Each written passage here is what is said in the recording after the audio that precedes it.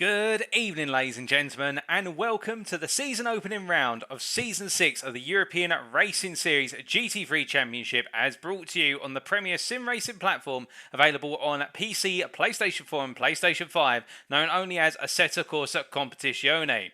Tonight, of course, marks round number 1 of the 7-round series, and we've got a cracking schedule ahead of you tonight. The times in British Summertime, that's BST, UTC plus 1, they are as follows. In approximately 4.5 minutes time, we'll be getting underway with our qualifying session. That'll be our 15-minute session to determine our grid order for the purposes of our one and only race tonight, and that race will be kicking off at 7:15 this evening. And that'll be a 65-minute race with an all-important pit stop, which we'll come on to shortly, and we will be determining our winners and losers based on that one and only race night. Indeed, it all comes down to one race each and every evening, and there's frantic racing action ahead, I should say. Now, tonight's broadcast is being brought to you live on the European Racing Series Twitch channel, or you can take a look at the European Series channel on Twitch for further information. And in the commentary booth, you have myself, Paul TX141 Walsh, also known as Britain of Spit. My details there on screen. I'll be providing you your commentary for rounds 1, 6 and 7 of this series. Now, before we go any further with regards to racing action, the rules and regulations, we should give a note to our sponsors and indeed our partners for this series. This series being brought to you in collaboration with G Portal and also SimGrid, and let's start off with G Portal introducing our title sponsor for this series.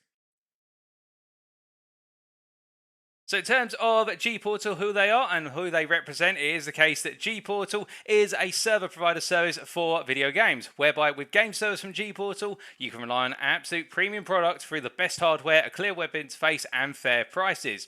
You have the full choice of more than 90 different games and over 14 different server locations worldwide. They make no compromises in the areas of hardware, connection and routing, and offer absolute top pings at reasonable prices. G Portal game servers are online immediately and offer reliable DDoS protection by Carrero. No matter which game you choose, you could always switch to another game thanks to G Portal's Game Cloud principle, and depending on the game, you have up to 150 different setting options for your game server. If you have questions or technical problems, G Portal offer you comprehensive support via phone, ticket, forum, wiki and email. So if you're interested in hosting your own game server today, then why not go to www.g-portal.com for further information. That website again, www.g-portal.com, and there you can find out more and even rent your own server. And indeed, this series has been hosted on G Portal servers, and we're very grateful to be working with G Portal. Indeed, a cracking company to work with, and we appreciate them adding their name to the title sponsorship of this series. But now we must come to the SimGrid. And who are the SimGrid, I hear you ask? Well, the SimGrid is our senior partner for this series, and they've been our partner throughout all of the seasons of the European Racing Series GT3 Championship to date. On Assetto Corsa Competizione, for the SimGrid is a place for amateur and professional sim racers to compete against fellow drivers in leagues and endurance events for Assetto Corsa Competizione, and more recently expanding into the remit of iRacing and also R Factor 2. And also, I believe in expanding into what is the Formula 1 franchise. And if you want to know more, go to www.thesimgrid.com today for further information. That website again, www.thesimgrid.com. And we're very grateful to continue our partnership with the SimGrid, having worked with them for multiple seasons now, heading on to season 6. But with further ado, let's come over then to our calendar for this series. So as you may see here, the calendar for this series consists of 7 rounds that occur on a weekly basis. We start off today with round number 1 at the South African circuit of Kyalami, for it is the 8th of June 2022. We'll then be heading to Silverstone in a week's time, going from South Africa to the United Kingdom for the legendary British circuit on the 15th of June. The week after, we head to Italy for Imola, or the Enzo Edino Ferrari circuit, on the 22nd of June 2022, before making our way all the way from Europe to the Asia Pacific region, specifically the country of Japan, for round number 4 at Suzuka. After that, we'll then on the 6th of July on 2022 be heading to Spa-Francorchamps in Europe, before then going to France on the 13th of July for Circuit de Paul Ricard, and then last but not least we'll be wrapping it all up with round number 7 in Germany at the Nürburgring GP Vidal variant on the 20th of July. A cracking calendar ahead all across the globe, these circuits, and indeed what a circuit to kick things off tonight. But before we come to talking specifically about Kyalami, we should point out the prize pool. We have a monetary prize pool of $100 up for grabs here. Our winner will be taking home $50 United States in this Drivers' Championship Series. Second place will be taking home $30. Third will be taking $20. And then fourth, fifth, and sixth won't get a monetary prize, but they will get free entry to Season 7. What there being a small nominal entry fee for all of our drivers. And well, we have over 50 drivers expected to take part over the course of the 7 rounds. And I believe tonight we've got at least 47 drivers taken to the circuit out of the 55 that have signed up. And well, we will come to introduce all of our drivers very shortly out of the circuit. But in the meantime, we must now come to the track. For we are at the Kyalami Grand Prix circuit located in Midrand, Gauteng, South Africa. This circuit, as seen from the circuit map provided to us by Dr. Enslin, the user on wikipedia.org, is a circuit which is better seen up close in person than it is on a map. For you can see 16 corners here, ranging all the way from the kink at turn 1 all the way to Ingwe, the hairpin at turn 16. But there are major elevation changes, and this circuit is known for its direction changes and its natural sweeping corners, particularly the run through the Jakeski sweep of turns 3 and 4, all the way out to Barbecue at 5, and also the run through the S's at turns 8 and 9, and the very tricky downhill run from the Ukop corner at turn 10 all the way through to the Crocodiles at 13.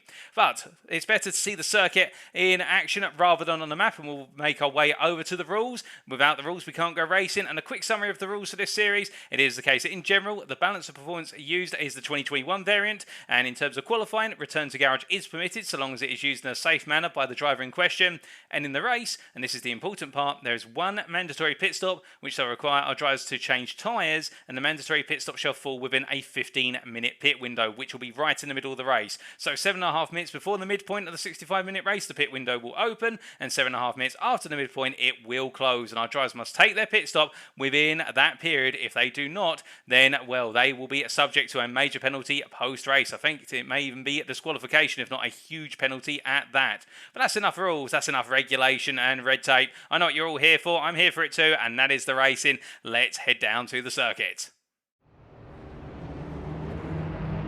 So it does look to be perfect time as our drivers are just making their way out of the pit lane here. It's fast and frantic as they all head out onto the circuit for qualifying. 15 minutes of qualifying, of course, and by the time they get around for what is the first flying lap, they will have already passed approximately 2 minutes of time. So they don't actually get too many laps available to them in practice. And in terms of the weather we've been seeing in the build-up to tonight, in the final warm-up session, we saw it was cloudy with a bit of sunshine, and that cloud is continuing to build over the South African circuit here. And we have got a track temperature of 28 degrees centigrade at the moment, 22 degrees ambient, and we have seen the temperature gradually drop over the course of the build-up to tonight. It was 31 when we opened up the warm-up session, but it has dropped to 28, and we are expecting the circuit to gradually cool, particularly with the clouds overhead, which will cause that track temperature to start to fall away, especially if that cloud layer does thicken. We have got a little bit of wind as well, although there's not really an expectation of any rain on the horizon, so to speak. But if we do get some rain, it may come suddenly, and it may really throw a spanner in the works for many a driver. But right now, as all our drivers make the way on around, we do see here Frederick Gutmann from Luma Racing, the German driver here in the number 97 BMW M4 GT3, making their way down through the legendary mineshaft corner of turn number 12 and up into the Crocodiles of 13 and 14 in short order. And we'll be riding on board with the Luma Racing driver for our first flying lap of this qualifying session and give you that on-board perspective of what it's like to do a lap around the Kyalami circuit. And as he comes down to the final corner, we now ride on board. Making his way through turn at number 16 here, having way to go onto a lap, and now charging all the way to that timeline. Here's the case of looking to now that exit, gets a good exit out of Ingwe, and now building up full throttle all the way down towards turn at number 2, heading through the kink of 1, and now heading down into that braking zone of turn at number 2 of what is the very tricky Crowthorne hairpin corner, braking all the way down the gearbox to first gear before snapping back on that throttle. Into Jakeski sweep he goes. Turning the car to the left, we'll swing it to the right through 3, and then left-hand kink of 4, but now braking into Barbecue corner, coming down to second gear. The car snaps there on cold tyres. He just has to fight the steering wheel and just about kept it together. A good catch there by Gutmann as he now makes his way into Sunset corner. Known for the fact it points towards the sun, but he backs off in fact, and well, we will not be riding on board with the rest of that lap. Instead, we will be now jumping on board with eSport first, Mateusz Kedzia, as the Polish driver continues the lap as he goes through turn at number 7, and now heading up towards the S's. And as we ride on board with the BMW driver here, he continues the story as he goes down into turns 8 and 9, flicking in the left into right, third gear rolling on through as he builds back up on the throttle as he passes the apex of turn number 9 before heading over the brow here into the Ukop corner, the very tricky downhill braking zone over the hill into the turn 10 hairpin. And you want to get on the throttle as early as possible as you roll out the corner, because now for the kink of 11, now rolling it all the way down to mineshaft corner here, and when they're light on hill, they'll be going flat out. When you go flat out here, completely flat out up to 5th gear before breaking into the Crocodiles, breaking at about 75 metres and coming down that gearbox ever so aggressively to 1st, now back up to 2nd, now heading into 3rd and just keeping it on those track limits. He rolls his way through the very tricky turn number 15, the Cheetah corner, and now heading down to Ingwe here, the final corner, breaking at that 50-metre board and coming all the way down to 1st gear before rolling out the corners to complete the lap. And what's it going to be here from Getsia as he comes across the line for the first time? It's going to be our opening lap of 40.902, and we did see in the final warm-up session the fastest laps being set were mid-40s, and it was in particular we were seeing a couple of Audi drivers such as Anufriev really setting those time boards alight. I think a lot of drivers were saving it in reserve for the build-up to this qualifying session, so we will see what other times come in. But right now we're already breaking the territory that we saw in the final warm-up session where we've got into those mid-40s. Nice perspective, we're going to be seeing some low 40s, perhaps even a 39 if we're fortunate, but we will wait and see in due course. As we do see here Andre Kyokan making his way down into the turn number 13 braking zone, into the Crocodiles here in the number 46 car, the BMW M4 as well. And the BMW M4, of course, a very popular car in the GT3 class these days, for the simple reason that it is one of those situations whereby it is a car which is very friendly to drivers, both professional and also an amateur level, and even in between. The car very stable, very planted. You can really exploit the setup on the car, and as we can see here, Kyokan heading up to P at 23 with a 43.205. I think just trying to get himself embedded in terms of that lap time, getting the tyres up to temperature, getting those brakes up to temperature, ever so important. And as he goes on to another lap, we do look further afield, because it's not just BMWs racing this series, of course. We do have quite a few Audis. We've even got a couple of Aston Martin Racing V8 Vantages, and also McLaren 720Ss, and some Bentleys in there, but that's just named a few. As we see Konstantin Soldatov here, the BMW Sim Racing, making his way in towards what is turn number 15 into Cheetah, and as he does so, here is the case of another BMW driver behind him. However,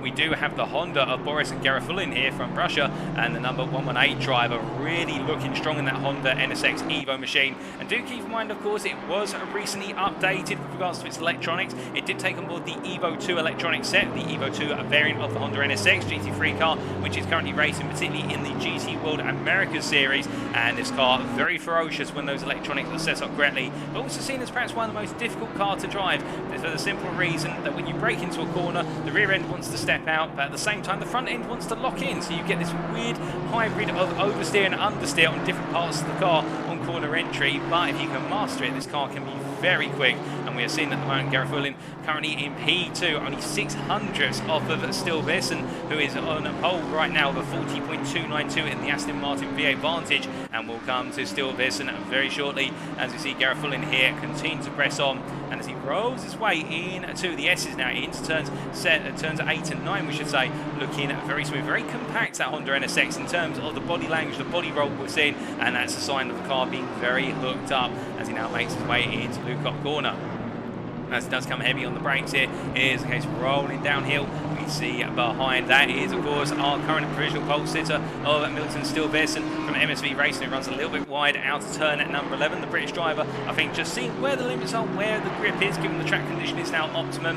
And as he rolls his way down in towards the Crocodiles, I think getting ready for another fast lap. And that's the thing, of course, when you're up there right towards the front in qualifying early on, you do have a little bit more time to play around, to exploit the circuit, see where those limits are, and where that grip is really starting to form, as we do see the pole sitter peeling into the pits here, and they'll be returning to the garage, there's no doubt. But meanwhile, oh goodness me, and Vasi Grammar there getting it very wrong, coming down out of Cheetah into Ingwe, and that is a number of drivers all coming through in quick succession. Jumps to pits there, but one driver was heavily impacted by that. We didn't quite see who it was, but it does look as though some drivers falling a little bit foul. The very tricky turn 15, and those track limits just catching them out when they dip one wheel beyond the exit curve. It is the case the rear of the car very quickly unsettled, and that caused the car to spin into the one. We see there Oberreres just going a little bit oversteer into turn 15 under braking, running a lot of brake bias towards the rear of the car, and that rear end coming loose. And well, I think they're going to want to settle it down a little bit, perhaps a bit too much steering lock on entry, we should say, and that's what's cost them dearly. But promoted to P16, it does look as though the Romanian driver here continuing to push on. But as he pulls up here to return to garage, we do look a little bit further down the order because it's not just about the drivers in the top 20, but we've also got plenty a driver further around. And we see the JP Motorsport driver of Steve Taylor here from the United States of America coming into the pits, currently P41. But we do have 50 drivers taken to the circuit, and right now our slowest driver in terms of lap time set is Nick Parks here, running around in Bentley Team M Sport machine as the Briton makes his way through the S's here, and currently sitting on a ways of 43.862, and that is 3.6 seconds off the pole, as we see Parks is now demoted to P48. But the Bentley, to be fair, more of a race car rather than a qualifying car. It's not necessarily the fastest over a single lap, but given its sizable fuel tank, plus also the car very punchy in its gearbox, which provides additional fuel saving opportunities, this car can be very good on its fuel, albeit given the fact that our race time distance is 65 minutes, I'm not expecting that fuel tank is going to be as big a concern. It could work out for the Bentley in terms of giving it more tactical flexibility compared to some other cars, such as, for example, the Mercedes AMG Evo. If we have any of those taken to circuit, I think we do have one. In fact, we can find them right now, and that is Simone Siluso. As we can see here, the Italian driver from Flat Out Sim Racing, currently parked in the pits in that very definitive red livery machine. But that's the car that will be a little bit worried about the fuel. It can get through fuel rather quickly, and the thing is, when you've got more flexibility on the amount of fuel you use, whether you can choose to fuel save, alternatively put more fuel in the car, it does mean that you have that ability to either choose to just simply run the car softly and fuel save the whole race, or go all in or out. Whereas when you're driving something like the Mercedes, it can be the case that you actually have to worry a little bit about fuel saving over the course of the race, so that you don't have to take on fuel in the pits. And that's what our Mercedes driver in particular will be thinking about. You know, the fact that Mercedes fuel tank will last around 65 to 70 minutes depending on the circuit, so it'll be right on the limit. You might have to use a little bit of fuel map trickery in order to be able to get that fuel tank to go long. As he rolls on out here at Barbecue Corner, here's the case with 5 minutes this qualifying session to go. We do look back up towards our current top 5, and in particular Anuferev right now, the Audi R8 Evo 2 driver. Of course, the Evo 2 recently been introduced to a set of course of Competizione in the Challengers DLC. The Russian driver here making his way through what is, I believe that was turned at 6 into 7. No, in fact, that was Jakeski Sweet. My apologies there, just getting used to the camera angles once again as he heads up towards Sunset Corner here. Named Sunset, of course, because given a particular time of day, if the sun is setting, you are literally driving into the line of the sunset. It is the case that Anuferev right now was the fastest in the final warm-up session by a considerable margin, but now it's come to qualifying, currently P5. I think Anuferev might be trying to set up a lap here and really trying to dominate those timing screens. And talking about dominating those timing screens, right now it is the Honda NSX of Garafulin, who is currently pole by 1.5 temps versus Stil Beersen. But as we see Anuferev here making his way up into Luke Corner, we see in the chat there and we say hello to names Luca there. Indeed, any of you guys and girls that are tuning in via Twitch, do not be shy, feel free to say hi. We don't bite here. Let me know who you're cheering on, who you're predicting to win tonight, and well, which car you would recommend is the best for driving around Kyalami. Indeed, there's a whole variety of cars that you can run at this circuit. It's not a one-car track, and we can see that with regards to our qualifying right now, where our top 10 involves a Honda, an Aston Martin, multiple Audis, a BMW M4, 2 BMW M4s in fact, and also a Porsche 911, as Anuferev has to back off there in the run into 15. Flasher lights, and everybody now tripping up over one another in this pack, including Anuferev and the BMW M4 behind. But speaking of a Porsche, we do come to the Intruder Racing Team driver here from Switzerland of Westfield, known for his very strong performances at this circuit in the past, and particularly in the next gen Racing GT3 series. And well, the Intruder Racing Team driver will be looking to finish in the top 10, there's no doubt about that, as he makes his way down through the mineshaft corner and up into the Crocodiles here with 3.5 minutes to go. Currently P10, the best part of 7 tenths off of that pole position lap set by Garafulin. Runs a bit wide there, does Field, and as he comes down in towards turn 15, this car, the Porsche, considered to be one of the most difficult to drive currently in GT3, but when you hook it up, it absolutely feels like a dream. Well, you can see there the Audi R8 behind. I'm not 100% sure, I think that's the number 4 car, and that would be, and if I check my records, number 4 car of what is, my apologies, we're just trying to find them, but it is the case that Audi feeling held up, and that is Mateusz Kaczynski here, and the Polish driver from Simulation Esport. Not happy, I think, with that situation. In fact, pulling off circuit there and jumping to the pits. And he's going to get out one more time. He's going to have to go very quickly, and he may not have the car in perfect trim. As we do see, meanwhile, Martin Ulrich here, the Danish driver from the McLeod Racing Team, who are commonly racing in the Bentley as one of his choice of cars. We've also seen him in the Aston Martin racing. We saw him back in the 6 Hours of Imola as hosted by the European Racing Series community. It was the case that he was running in the Aston Martin V8 Vantage at Imola and putting a stellar performance alongside his teammates to finish P2 if our memory serves as well. And right now choosing to go with the Bentley here, and I think it's a very sensible choice going for the Bentley. It is one of the more popular cars in GT3 at the moment, given its overall strong set of characteristics, a very reliable car in endurance races, and we'll have to wait and see what Ulrich can do. He's currently P27. But the one thing we do know about Ulrich in particular as a driver, he's not as strong in qualifying as he is in the race. Keep an eye out on him in the race. He will come through the field very quickly if he's all hooked up, because he's not the best on a one-lap pace, but he definitely knows how to put in consistent lap times time and time again, and that could do him very well tonight. But as he comes down the hill right now, we've got most of our drivers now starting to get ready to go onto their final flying lap if they're not heading onto it already. We've only got 1.5 minutes to go by the time Ulrich clears the Crocodiles, and as we see him making his way into turn at number 13, we do look further down the field to what is Paulo Tempera, and we can see here the Portuguese driver from Visit Algarve, Luscati, as he makes his way on down in the number 8 machine, gets him ready to go onto one more lap. He's currently on a personal best. He's actually up by 3/10 of a second compared to his previous best right now. In fact, 4/10 he comes down in towards Cheetah, and looking good so far for the P44 driver. As he makes his way out of the corner there, and now heading in towards Cheetah, rolling and going to the right hand. Can he continue that momentum? He's now 6/10 of a second faster. He's going to move quite well out the order. I wouldn't be surprised if this puts him up towards what is the top 40 as he comes out the last corner. It's 7/10 up, and 7 to 6/10. He crosses the line, and well, it put him P34. He gains 10 places. A good lap there by Tempera, and now he goes on to one final flying lap. As meanwhile, it is the case, looking up towards the top of the field, and he's currently the fastest of everybody as he goes on to another lap. We ride on board here the Honda driver of Boris Garafulin as the Russian tries to improve that lap time from a 40.150 and get it so nobody can beat him to pole position as he heads up into barbecue. As he rolls on through here, currently in second gear and accelerating up the gearbox up into third, now really attacking in this Honda, and now heading up towards Sunset. And as he does, he's got a bit of traffic ahead of Porsche that's run off circuit. That's not going to phase him. The Porsches decide to move off track, which is very sensible. Rolling through in third gear, going up the gearbox here, up into fourth, and now here down towards second gear as he comes through turn number 7. And as he does, he hooks it up just on the very limit. He's literally currently matching his previous best over the course of the lap. And as he rolls his way down through the S's here, really attacking those apexes. And it's gone a bit wrong. He's had to pull off the circuit. I think he does not have enough in the end. I think he's got it wrong, and he does not feel as though he can get the lap back. But can anybody beat into pole position? Well, second place driver still at Besson is in the pit, so now the only real driver we think could potentially take that pole position or get onto that front row is Pitzik, the Ukrainian driver here, as he makes his way in the Audi R8. Oh goodness me, it runs a bit wide there, and the car comes loose on that rear end, and that is going to be a jump to the pits. He's not going to improve. A lot of drivers driving on the limit, and it's not working out as they head towards the end of this qualifying session. The time has been called, 15 minutes is complete, the checkered flag is out for the session, and we're just waiting for those final laps to come on in.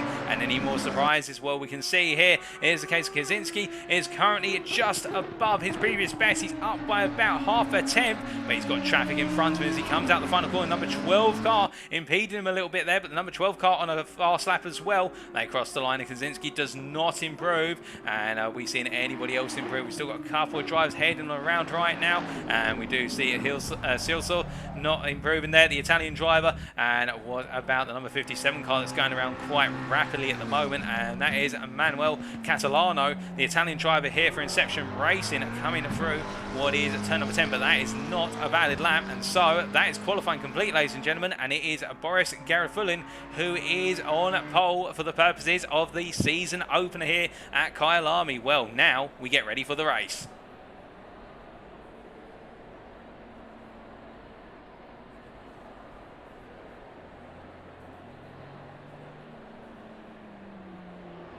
But as we do get ready to go racing, we should have that transition within the next 30 seconds or so. You can see there, and we say thank you to Kebab TV for subscribing, or in fact for following us on Twitch here at ERS, and indeed all of you tuning in. If you're not already following, then why not feel free so today, as it is the case that you get to stay up to date with all the latest racing action presented to the community by us at ERS, whether it be on Formula 1, alternatively on iRacing or Assetto Corsa Competizione. And we also say thank you for following to Soviet there in the Twitch chat.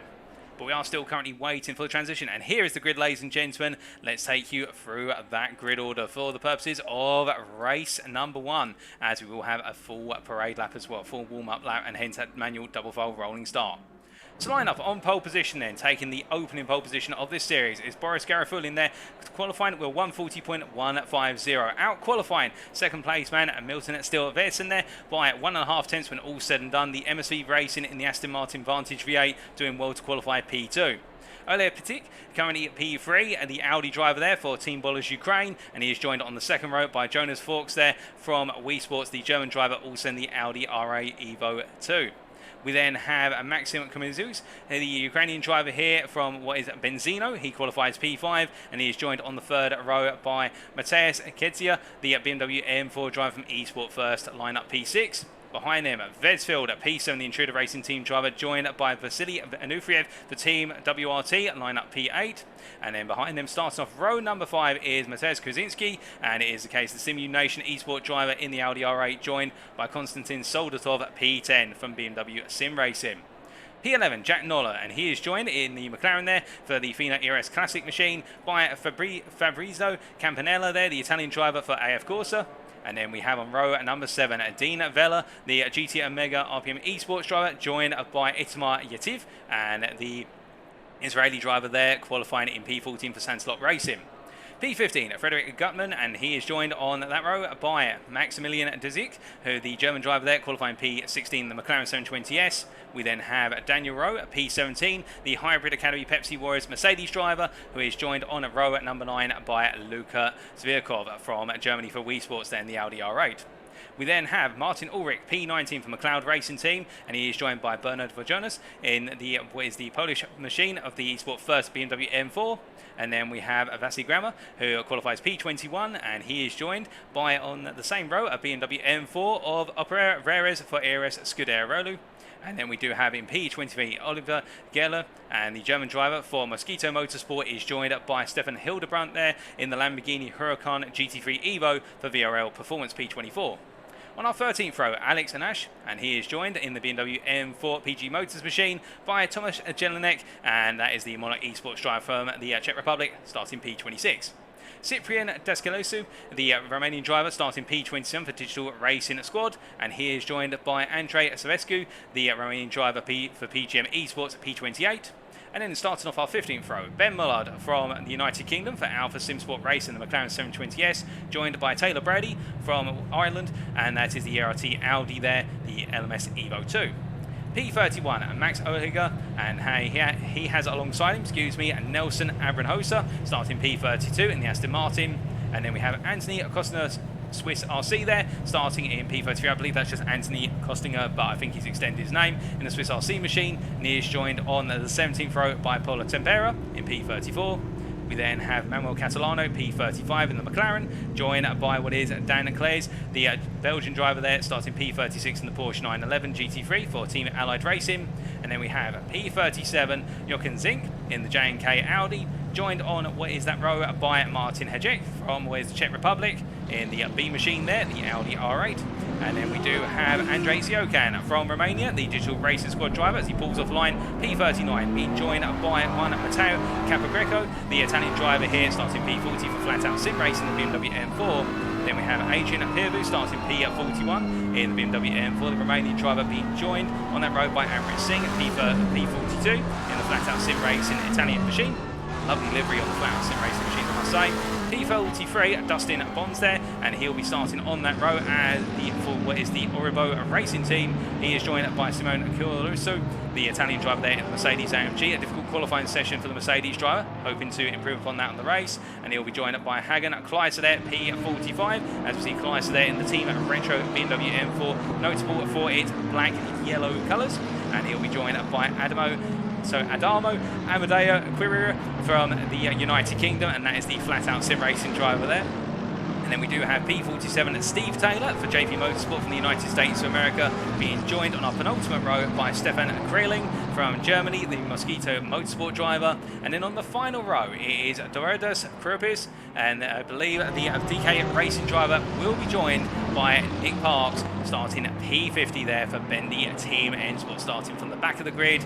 Well, that is the grid covered, 50 drivers taken to the grid for this season opener out of our 55 entrants. And well, we could not ask for a more packed grid at Kyalami, and it's fantastic to see everybody coming out on force. And as we do look to the helicam here, we can see our drivers starting to make their way now towards the final third of lap, and this will be a manual double file formation start, which will be dictated by our pole sitter of Boris Garifulin, taking us to the green. But as all our drivers now start to bunch their way up down what is mine shaft and heading into the Crocodiles, we've got quite a run to go before we go racing. We'll be going racing by the time we come out of Ingwe and across that start-finish line, as is the tradition here at Kyalami. And as we can see here, Jonas Forks, the Wii Sports driver, keep an eye on him starting P4, looking very fast in the practice session. Couldn't quite hook it up as much as he wanted to in the qualifying session, but on pole, Boris Garifulin, who will be looking in that Honda NSX to try and run away from the field. If he can nail the opening laps, how can everybody keep up? That will be the big question. But at the same time, do not count out Milton Stilvesson starting alongside him.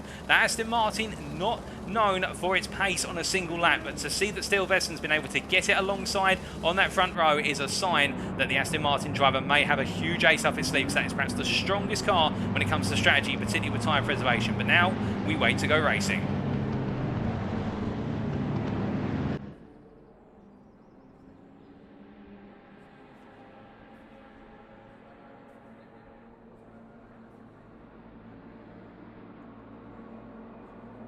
And it's lights down, away we go for the season opener, Season 6 of the GT3 Championship, was brought to you by European Racing Series. And as they made their way down towards turn number 1, it is the case that immediately Boris Garifulin having to go very defensive as we look to the helicam. 3 wide there, the battle for P3, as we see a BMW being knocked wide. Everybody making their way through the opening 2 corners here for the opening hairpin, in particular of Crowthorne, and most drivers actually surviving by the looks of things here. We had a couple of contacts, a few knocks and a couple of offs, but no major incidents so far. A couple of drivers going a bit slow as they all come through barbecue corner, but we've got a BMW turn sideways there. Everyone taking evasive action, being very alert here in the season opener. It's great to see. Unfortunately for the BMW that's been turned, but everybody making it through -1 car through the opening sequence of 5 corners. And well, now it really starts to build into the racing. As we look a little bit further up in it, we can see Krasinski has dropped slightly since the start of the race, down to P11 is the Polish driver as they come running on in. But you can see the of course, the Ferrari there coming on through on the inside to outside ground and through the S's here, as we can also see the Israeli driver here, Aviativ, trying to hold on. The Santalot Racing driver on the inside here as they make their way up into Liukov for the first time, but it's 3 wide behind, and there's a little bit of a tap there to the Audi behind, and that is Vella, who's gone for a spin. I think that was a tap there from the driver who's right in the middle of the group, couldn't quite figure out who, but right now as they all make their way down towards the Crocodiles for the first time of asking, will Maxim Koreskius from the Ukrainian team of Voice Benzino currently leading ahead of Garifulin as they make their way down into Cheetah. And well, what a crazy opening lap it's been topsy-turvy, and right now a lot of drivers who were looking very strong in qualifying are starting to lose out. As we see Vetsfield continue to make his way up the order. He's down in P7 right now, but I should say he's up, but there's contact there with the Audi. As they make the way out, and that's contact with the Team Ballers Audi as they head across that timeline. And Vesfield, I think, flashing his lights there with a little bit of anger in the fact that he was in that contact. And well, as they all come down, they're all fighting for the space. We're seeing a lot of moments where drivers are going multiple cars wide. And we can see again here as Jack Noller goes a little bit deep on the brakes in the McLaren. They're the Fina ERS Classic machine. As the 720S now returns to the circuit in the Britain, he's got Vesfield on his inside as they come through the Keski sweep. And he has to back out of it there. He drops his way back down to P10 as they make their way now through barbecue and head up towards Sunset. And behind, that is Campanella in the air, of course, Ferrari, who has gained massively since the start of this race. The Italian driver has already gained 3-4 places, and he's looking very aggressive, given that the fact in qualifying didn't seem to be there on the pace as they make their way through. But we can see it's the case that the top 14 have started to break away from the field. The top 13, I should say, have broken away, and then it is in P14 Daniel Rowe, and the Hybrid Academy Pepsi Warriors driver here from South Africa has had a really good start to this race as well. The number 43 driver has found his way in his home circuit all the way to P14 and is now trying to push away from his Gutman behind as they head on up. But we can see outside of the top 13, it is the case the rest of the field is a little bit spaced out. But to be fair, we can only focus on the a limited group of drivers at a time. We can't get them all in the camera shot as they make the way on down, but you can see here Zvirkov battling alongside Yativ as they come down through mineshaft. The German driver on the inside there, and I think Yativ backing off sensibly, trying to look for the cut back into the Crocodiles, but once you back off through mineshaft, you lose way too much momentum to try and cut back unless the driver in front of you gets it wrong going into the Crocodiles. But Zvirkov not making that mistake this time around as they come on through to complete lap number 2 very shortly as they all bundle their way down to the braking zone for what is Ingwe corner. You can see there Yativ looking very aggressive on the brakes, really pointing the car into the apex as they roll on through. But as they now head on to lap number 3, we can see Forks battling here with pitching as they make their way down towards Crowthorne once again. It's Forks on the inside, pitching on the outside, and behind them they do have Kaczynski who's trying to get involved as they roll on through. Forks making himself as wide as possible through the apex. They're trying to get the message through to the Ukrainian driver. There's no way through, you're going to have to back off, and in the end it does look as though the message is received as Forks holds on to P6, but this battling is of course letting the top 5 disappear off into the distance. It's only 4 minutes in, but you can see that gap between always Forks and Ketia now up to 1.3 seconds, and the BMW M4 driver being given a lifeline as they come rolling on through. But meanwhile we look from our top 10 so a bit further down in our order, and in particular we've got a BMW off there, and that is Thomas Jelinek, who has got it all sorts of wrong. What's happened here? Well, we take a look back only a moment ago, and he was batting into turn 2 here with one of the McLarens and rolling on through the Mosquito Motorsport McLaren and heading into the Jakeski sweep. Had a really good run there, but did the McLaren come back up the inside into Barbecue? It did, and a bit of a barge there, and as they made the way through the corner, neither driver way to give way, and well, I think the stewards are going to be working quite furiously on that. These races, of course, live stewarded as well as post-race stewarded, and the number 32 driver, I think he will be putting in the word, or at least his team manager will be putting in the word to the stewards as soon as possible, because he'll feel as though that was a very unfair moment. And I would be fair, I think it is the case that he has been wrong to an extent, although to what extent that is up for the stewards to decide. But as he returns to the pace now, we do look a bit further up the order to Dan Cleese here, and we can see the Belgian driver making their way under braking in to the Crocodiles. We return to those live pictures in P30 right now, and the Team Allied Racing drivers had a bit of an eventful race at the start. I think losing and gaining places in the opening 7 to 8 corners just through the back and forth and the concertina between drivers, but you can see he's pulling into the pits already. So if something's gone wrong for Cleese, because remember the pit window is not open. Oh goodness me, and we've got 2 cars turn there, and that's Martin Hedrick and also what is there Hagen Kleiser, and Kleiser where it's all gone wrong for, and multiple drivers getting it wrong as Cleese into the pits. There's definitely something wrong with that Porsche, perhaps it's contact in the opening lap, but this is opening up even more battling here as Kleiser looking for the move on Hedrick behind, in front of him we should say, and breaking it into turn 2 they go, and Kleiser they're going up the inside very comfortably, and the BMW M4 driver just so much more front end on that car compared to the Audi, and makes it look easy as he moves up to P34. But as they roll their way on through Barbecue once again, we do look a little bit further up the order, well we were going to, but it looks so the Audi's coming back here, and that is the Audi at Hedrick as they head into Sunset. They go too wide into the corner here, and well, the Audi driver is going to try and hang it around the outside. This is brave stuff, but he's not quite there to be able to pull off the move, but you can see his intention is very clear. He does not want to lose that position as they roll their way down and through at turn 7 and into turns 8 and 9 into the S as they come, and a little bit further up the order I can tell you that Costinger here, Anthony Costinger for Swiss RC, right now P21 in the Lamborghini Huracan Evo. It is a case of chasing after Brady, but not close enough right now to really go on the offensive. He's in a bit of a no man's land here, separated by 7 tenths to the driver in front. He's got a 7 tenths advantage to Savascu behind as they make their way through the Crocodiles once again. Now, as they do, it's the case, 58 minutes still on the clock. We're only 7 minutes into this race, nowhere near the pit window right now. We have seen a few drivers that fall by the wayside, as we see, get a bit wrong in the rear of the picture. Now, Savascu, they're running wide. He loses the place to what is there, Geller, as they make their way through Ingwe, just taking a bit too much speed through the corner. And, well, in the end, when you carry that much speed through Cheetah, you get it even slightly wrong, perhaps even tap the apex curve, and it will launch the car off circuit. And I think that's exactly what's happened to the Romanian drivers. He makes his way down towards turn number 2 once again. I think his heart might be in his mouth right now, along with a bit of adrenaline to go with it, but meanwhile we look from them to right up to the front of the field, and right now the Benzino driver Cummins as he makes his way around and through what is Sunset and heading into turn number 7 here, looking very comfortable and rolling his way through the left-hander. And now meanwhile it is the case, still Besson here in P2, we're trying to hold off Anufriev in the meantime. and as rolling down and way through the turn 7, 8 and 9 complex, it is the case the British driver here from MSV Racing trying to hold on to that P2, and Nufriev looking quite strong here, but it is the case that our leader at the moment just opened that gap to 2.6 seconds, and as they roll on through, it is the situation. I think the MSV Racing driver here settling into a very nice rhythm, and then Nufriev, it's the case the Russian driver here has gained on the opening lap as he tries to continue to close the delta between the two of them. It is the situation right now. I think the Team WRT driver knows he's got to pounce soon, because if he doesn't, it may be the case that Gareth Fulling will come back on strong later on in the race.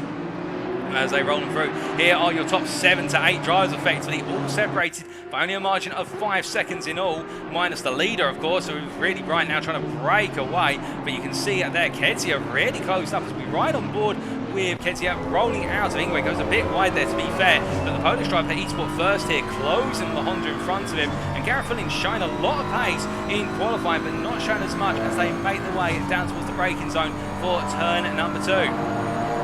As they head their way through the hairpin corner here of Crowfields, it is the case that Kezia really hooking up on that apex, but you can see the body language at Gareth Fulling's car, just able to take those direction changes to the sweep much more comfortably, and as they make their way into barbecue, the difference being that Honda very sensitive to curves. He took a bit too much apex curve there and ran wide. This will give Kezia the option to get a little bit closer, not enough to go for a move into sunset, but will inch ever closer as they make their way through the long right-hander at turn number 6, and as they come up, you can see that dirty air, they're just upsetting the rotation mid-apex on exit of the corner, and as they roll away through turn number 7 right now, Kezia trying to do everything he can to stay right there in the draft of that Honda, but it looks as though as they make their way through the S's that Gareth Fulling just able to inch out that gap little by little through those direction changes, through those medium speed sweepers, and that's what's keeping them afloat. It does seem as though Kezia is the more planted of the two right now, and it's not just in terms of the nature of the car, but also in terms of the lap time here as they make their way on out of the corner. As they roll them through, I can see in the Twitch chat there for Amadeus and also Gavin74. Very sorry to hear about the technical issues there, and well, we do hope you're able to join us for round number 2 and those can be resolved for the next round, but I can understand where you're coming from with that, and I can only extend my sympathies to you guys. It's unfortunate we can't see out on the circuit tonight, but we can see here Kezia rolling through at turn number 15 into 16. In this case, we now look from him to a bit further down our order, and in particular to what is Friedrich Gutmann here, the German driver who has got ahead of Campanella just a moments ago. And in fact, well, we say that's Campanella. I think Campanella's had a bit of an off, because behind Gutmann, that is Daniel Rowe, and Daniel Rowe was running with Gutmann, and I think it's the case that Campanella has had a major run on circuit, and the of course driver now down to P14, and will be heading all the way down towards turn number 2, and it is the case he's under pressure here from Soldatov. Will Soldatov look to go around the outside? I think the BMW driver is. Campanella makes that Ferrari as wide as possible. There's contact between the two of them, and well, I think Soldatov there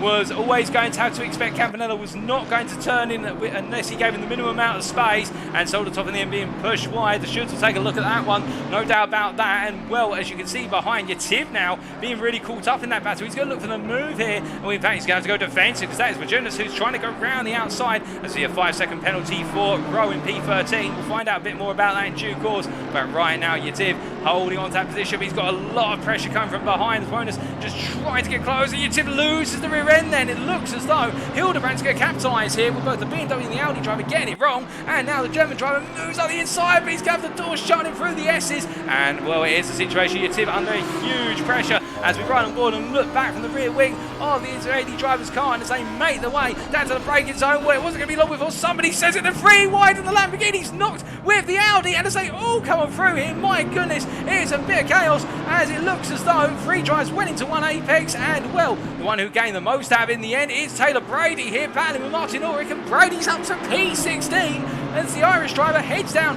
into the Crocodiles, but up his inside, that's Woders, and also Ulrich, and Woders comes on through, literally spearing his way into the corner. Well, I think the BMW driver's going to have to worry about the fact, I think the stewards will be watching him like a hawk right now as we see Ulrich on the inside into Cheetah, and Brady seems to be backing out there, the ERT Audi driver who switches back now under the braking into Ingwe, but there's no way through this time, but this battling is enabling what is affecting the top 15 to run off into the distance right now, and I think they'll be very grateful for it.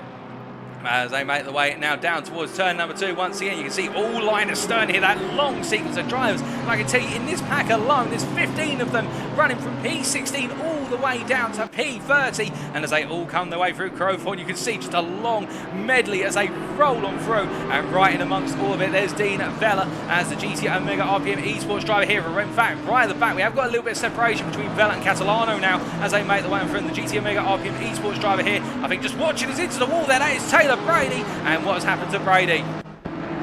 Coming out of the corner, just runs a little bit wide and the rear comes loose, and it's a very gentle ease on the brakes there. Not a tap to the wall 4G for the Audi driver, but he will be absolutely annoyed with regards to that. As meanwhile, we can see battling a bit further down the order, we've got Kraling here, Stefan Kraling from Mosquito Motorsport, the Porsche driver here. He's tucked in behind Hildebrand, who Hildebrand of course was involved in that big moment heading into Lukop corner at turn 10, which they're about to reach. They come out the S's, and I think it is the case that right now it will be one of those situations where Kraling will just keep on watching the Lamborghini driver and not push too hard, because I think you'll know that Lamborghini is the faster of the two of them right now at this point in the race. Instead, Kraling will focus on that pace and just delivering that lap time as they come on down here and head down towards what is the Crocodiles once more, going through Mineshaft first and foremost. We do look a bit further down and we can see Adrian Apivu here. Oh my goodness, I'm not exactly sure what's happened there, but we had quite a bit of a moment. We've got multiple drivers coming together, and well, that is Dustin Bonds who we're focusing on here, the Dutchman involved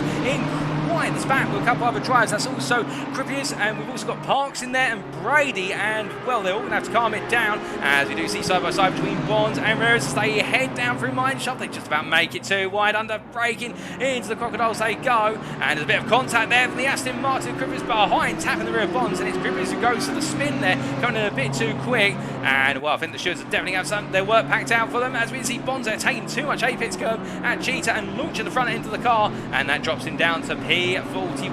As meanwhile, we do look back up towards our top 10 in the meantime, and having just set the fastest lap of this race, well, not just set it, but quite recently setting it, Milton Stilverson here, who has actually just been passed by Anufriev. Vasily Anufriev now up into P2, and they are closing on the leader of Kamizuk, who's running in the Audi R8 there. You can see in the distance of the camera, and as they make their way down through Mineshaft, the top three rolling on through, and the MSV racing driver here, Stilverson, has let Anufriev go by the looks of things, rather than trying to contest that P2. And I think the idea is here the Aston Martin driver will beat him in the pit stops and over the strategy. Again, the Aston Martin very strong with regards to the strategy aspect of races, does not take too much out the tyres, and that's what he will be hoping for, that he's got the longevity, whereas the Audi will have the pace. But as they make the way through the left-hander, turn number 16 right now, it is the case that we do see a bit further back there in the second group battling for P4. We see Kezia still tucked in behind Gareth Fullin as they make the way across that timeline. 50 minutes of the race still to go as they head on to another lap here. Onto lap 10 they roll, and as they head down into the braking zone for turn number 2 into Crowthorne, you can see behind there Forks starting to get a little bit aggressive under braking, and I think the German driver here trying to get the hurry up message to the BMW driver, which is, if you're not going to get a move on and take that P4, then I'm going to come and do it for you. But we will wait and see, and of course do keep in mind that they may also be thinking about positioning right now in terms of they may want to get ahead of this pack in order to be able to then pit ahead and come out ahead. We'll have to wait and see on that frontier, but you can see as they all roll the way through Sunset right now. Beresfeld in this pack as well, P8, the Swiss driver here, hounding the back of Pitchik as they make the way in towards turn number 7. But as they roll them through, you also Karasinski and also Nola there, who's a little bit further back in the McLaren, and Nola just holding on to the back of this in P10. And behind him we do have Zvirkov in P11 as they all make their way down and around through the S's in that long sequence. Lovely to see our top 10 drivers all connected up together like this, all separated by 3 seconds from what is P4 to P9 right now. And as they make the way through Lukop corner, you can see Vessel definitely inching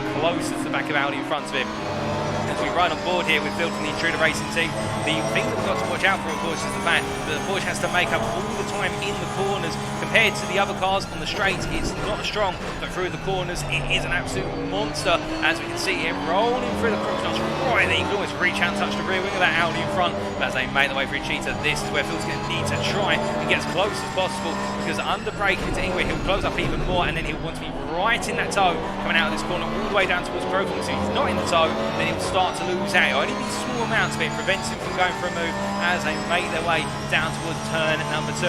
But you can see again the Swiss driver just falling back here, as the Porsche just does not have that straight line speed at this time compared to the Pierce in front.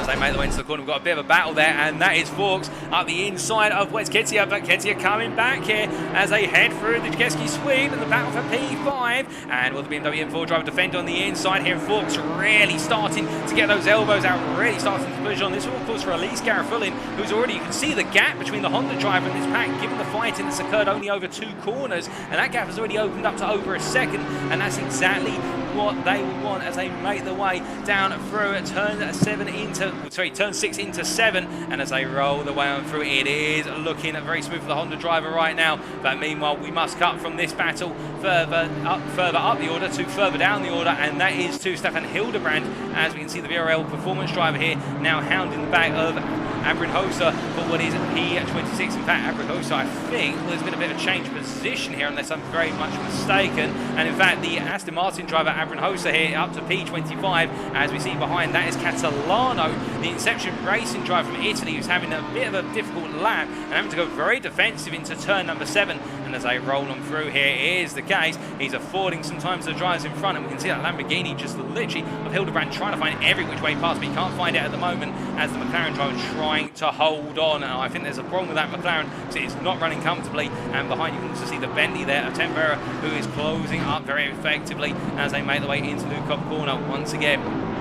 But as they make their way through the left-hander at turn 10 down for 11 into 12, here's a situation whereby we've got this battle really starting to build, and a little bit further back we are hearing there's Gleiser making the move on the inside of Yativ, and of course these two were much further up the order, particularly Yativ was in the top 20 until it all went wrong a few laps ago. But now the Dutchman gaining that P33 and pushing on the number 28 car here as they make their way down towards the braking zone. But you can see Yativ looking to try and come back up the inside into the Crocodiles, and he goes for it, he really goes for it, and on the lunge was they make the way now into Cheetah, who's going to back out here. You can't go too wide through Cheetah, you've got to narrow it down to 1 in the end. Yativ gets the move done there in rather sensational fashion, but he's got to go defensive around the braking into Ingwe, but he does hold off the BMW driver for the time being. And we do know the BMW and the Audi similar in pace on the straights, it depends on how much rear wing they're running. But as they head on down towards turn number 2, it is looking all fair and square between these three, which you've also got there just behind that is Amrit Singh, who is also getting pursuit for flat out sim race, and actually having to pull out the dirty air there. I think trying to make a look for a move, but too far back, perhaps trying to psych out the drivers in front of him. Well, it's the case it hasn't worked out too far back to even consider it that time around. But as they rolling up the hill and in towards turn at number 5 here, really beginning that rise in the circuit, that initial elevation change from turn 2 to turn 5. Is the case Singh running a little bit wide. That's not going to cost him too much in the grand scheme of things. Just tucking 2 wheels wide, bringing the car back onto the circuit quite easily. And as he makes his way through Sunset now, just having them to fight on.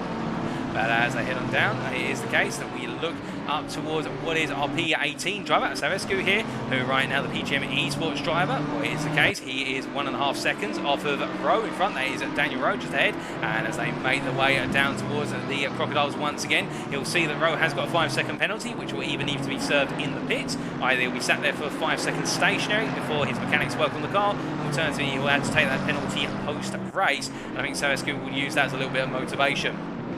But as they make the way down into the braking zone here for turn number 16, it is the case of Vesco looking very troubled right now by Geller behind us. So Oliver Geller, the Mosquito Motorsport driver here, putting that pressure on, and as they make their way down towards the braking zone for turn number 2, how will it play out between the two of them? Well, I think Geller's not close enough here. Now, in fact, you can see the difference under straight line speed there of Savescu, who's got a lot more straight line acceleration compared to the McLaren, and I think that gives an idea of how much downforce is being run. We know that the McLaren is very downforce intensive as a car, and that BMW of what is Savescu really not running that much downforce given the amount of speed he carried down the straight. You've seen that again here in the run up towards Sunset, just that gap opening up very aggressively as they make their way into Sunset Corner.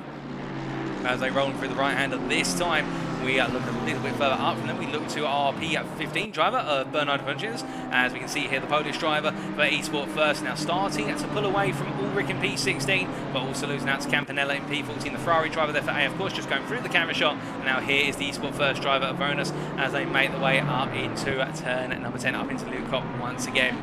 As they roll the way through the left-hander, it is the case of Ulrich behind and just trying to stay with him as they head on down and around. And well, they won't be thinking about the pit stops just yet, given the fact that if you take 65 minutes and split in half, that's 32.5 minutes. but we are inching closer to that pit window opening. It will be opening when we've got about 40 minutes to go, if my math serves me well, and then we'll see who's going to dive in first, who tries to outlast their peers out on circuit. Because remember, when you come into the pits, of course, whilst you're stationary, if you're not putting on a fresh set of tyres, the tyres will get cold, and that's something you have to deal with when you come out of the pits. But meanwhile, as we look from our battle for P15 to our battle for what is P6, we can see that it is the case that the Team Buller's Ukraine driver here, Apici, is battling right now with Ketia, and they're side by side coming out of barbecue corner, and behind that's Vetsfield and also there Kaczynski. 4 of them battling for P6, all in the spread of barbecue up into sunset, and as they make their way into the right hander here, surely they'll go 2 by 2, no, they all settle down, but it is looking very close, and Apici has to worry about the fact he's got a Porsche looking very ominous behind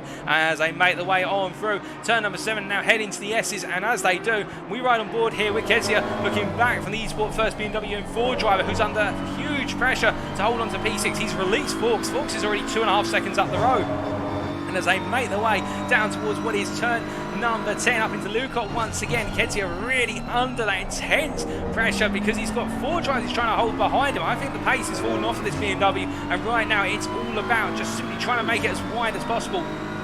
Because in terms of relative lap times, that last lap of 43.6 versus Volks of 42.397, there would have been some battling in there, no doubt about it. But Ketia, I think, really now starting to struggle later on in this opening stint, and that is affording this pack of cars to close up. You can also see there right in the rear picture, that's Virkov in P11, who's inching ever closer as Ketia here holding on, and as they roll their way down through the left-hander here, well, it is the case that right now Ketia able to just keep enough momentum, keep enough distance, and whilst they will have the draft behind, it's not going to be enough surely, or will it be? Here as they head onto another lap, onto lap 15 they go. Ketia is going to get ready, goes to the fence, to the inside, they make their way down into the braking zone, and you can see the attempt at the switch back there by pitching, but there's no way through as the Ukrainian driver there, when it's the case that Ketia outbrakes himself into Crowthorne, and in doing so the Team Bullish Ukraine drives through. Now will Vetsfield coming through as well? He does, he gets it through the sweep up into P7 as they roll their way through the left-hander at turn 5, and now as they make their way towards sunset, will we see Kaczynski also coming through? I don't think so. I think the Simulation driver's got to wait for another opportunity.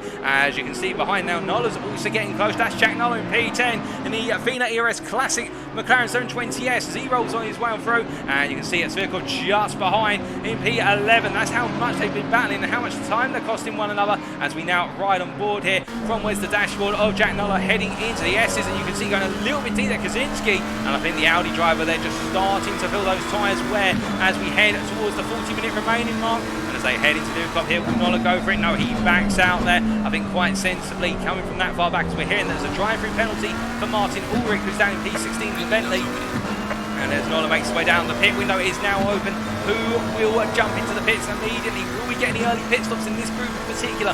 Or will it be the case that we'll be seeing all of our drivers try and outweigh one another, all stay out on circuit till the very end? Well, that's going to be the big gamble. I think if you're someone like Jack Nola right now, you may as well come in early and gamble on it for the simple reason we're all battling in front. If they battle one another and you're not in that pack, and you can see Nola does exactly what we're thinking there. He's decided to come on in early, and that's going to afford him an opportunity to jump ahead later on, as right now it's Lukas Virkov who takes that P11 off of him, the Wii Sports driver from Germany. I can see that we do have Lara Schmidt 1325 in the Twitch chat cheering on the Wii Sports driver as they make their way down towards turn number 2. Have we got any other pit stops occurring right now? We do have Ulrich in for a drive-through penalty. He has to serve that within 3 laps as I understand it, otherwise it will be extended to what is a stop-and-go 30-second penalty if it's a track limits in particular. As our driver's coming through right now, it is the case Virkov looking good in that P10 position, but keeping in mind that he is closing up on the battle ahead, and that could cost him some time later in the race. But meanwhile, speaking of battling, I can tell you that our 2 leaders right now in the Audi R8 LMS Evo 2, and that is the Benzino driver of Kaminsk. Behind him is Anufriev. It is the case they are separated by only 2 tenths of a second as they make their way into Lukop corner, and the Benzino driver here under major pressure after what was a very strong start, and now it is the case that pressure is building from behind as they make their way down into what is the left-hander of turn number 11. Into 12 they go now, and that's Mineshaft, and heading into Crocodiles at 13. You can see looking up the inside is Anufriev, and under braking. Anufriev there has a very tight apex, but Cummins gets a bit wide as they make the way out of the corner. It's too wide into Cheetah, but in the end, surely Weather's going to back out. Neither of them back out. They stay side by side and now heading down to the braking zone. It is the case that Vasily Anufriev takes the lead of this race. race with the pit window open and 38 minutes to go. And look who's catching up on the back of the pair of them. It's MSV Racing's Hamilton Stilverson from the United Kingdom, who's right there. And I think he's the danger man right now for the simple reason he's literally been tucked in behind the pair of them, and he's not put a foot wrong all the way through this race so far. And I think if it's the case they continue to battle one another and he times his pit stop right, he will be coming out ahead of them once they emerge from the pit lane. But we'll wait and see as they make their way up into turn number 5 and as they roll them through this time. In this case, no change from P3, but here's the case we had that swap for the lead. As they make their way on down in towards Sunset, we look a little bit further down the order. In particular, we do look down towards P20 driver here, Max Oliger. As we can see here, the Mosquito Motorsport driver from Germany in the BMW M4. As we've got a lot of drivers now peeling into the pits here. A good number of drivers deciding to call those pit stops. And well, you're probably wondering right now what happened to Noller after pitting from what was at the time P10. Well, Jack Noller has come out in P28. He's got a little bit of traffic in front of him, but I do believe, unless I'm very much mistaken, most of that traffic's either just one car or two cars, and I think it'll be the case he'll make quick work of them. And as they make the way on through, it is a situation right now with Jack Noller looking good in P21. I think he could gain massively here as he makes his way across that timeline and heads down towards Growthorne once again. Of course, his main rivals will be the drivers battling for P6, P5 right now. And well, speaking of P6, P5, we cut to P5, and that is Jonas Forks here, the Wii Sports driver from Germany, as he makes his way under braking in to the Crocodiles, and he's tucked in very close behind Gareth Fulling as they make the way out of turn 13 and into 15 they come. And as they come into Cheetah, it is the case, taking a bit of apex curve there, and that's just caused the car to bounce. He's got it under control, but right now Forks driving on the limits. Into the pits comes Pitchik from P6, and Vesfield will now follow on through. Here's the case, Pitchik deciding enough's enough.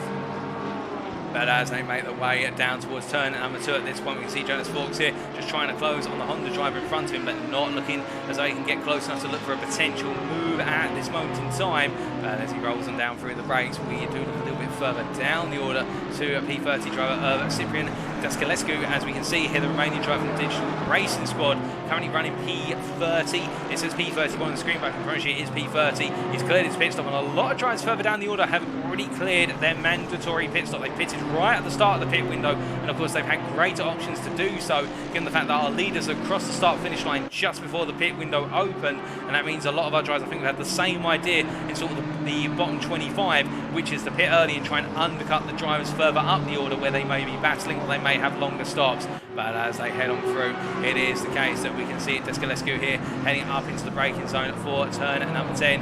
And well, it is the case the Digital Racing Squad driver just not able to quite close up to the back of Geller right now. I think they're both matching each other in terms of lap time.